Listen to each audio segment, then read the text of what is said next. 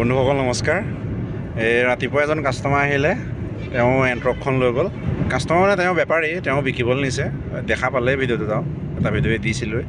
তাৰপৰা এতিয়া আমি আহি আছোঁ, এই হিমাংশু আৰু মই আহি আছোঁ হেৰিয়ালে বোকাঘাটত হেৰি এখন আছে, ৱেগেনাৰ এখন আছে আৰু এখন ইগনিছ আছে। ইগনিছ ন এখন ইগনিছ এখন আছে। এই দুখন চাবলৈ আহি আছোঁ।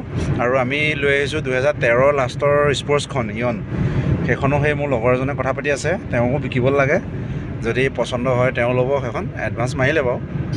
বাকী কম দামী এখন নেনো আহিব পাৰে। আপোনালোকে একদম লো বাজেটত পাব। আণ্ডাৰটো আপোনাৰ 80 ভিতৰত পাই যাব। যদি কাৰোবাক লাগে তেতিয়াহ'লে যোগাযোগ কৰিব। গাড়ীও ভাল।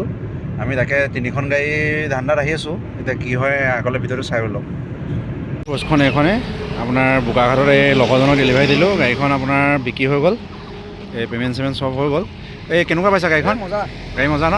অঁ, যেনেকুৱা গ'লো তেনেকুৱা পাইছা? মজা অঁ, তাকে এখন দিলোঁ। আৰু যদি লাগে, অঁ গাড়ী বহুত ধুনীয়া হৈছে। যদি আপোনালোকক লাগে, যিসকলে মোৰ লগত যোগাযোগ কৰি আছিলে, দিব নোৱাৰিলোঁ। আজি ৰাতিপুৱা দুজনে ফোন কৰিছিলে মাজুলীৰ পৰা। মই কণ্টেক্ট নাম্বাৰটো দি দিম। আৰু এওঁৰ নামটো পলাশ হৈছে, মোৰ লগৰ হয়, একদম খাছ লগৰ। মই নাম্বাৰ দি দিম, আপোনালোকে হেৰি কৰিব, এওঁক কণ্টেক্ট কৰিব আৰু লৈ ল'ব পাৰিব। গাড়ী বহুত ধুনীয়া হৈ আছে।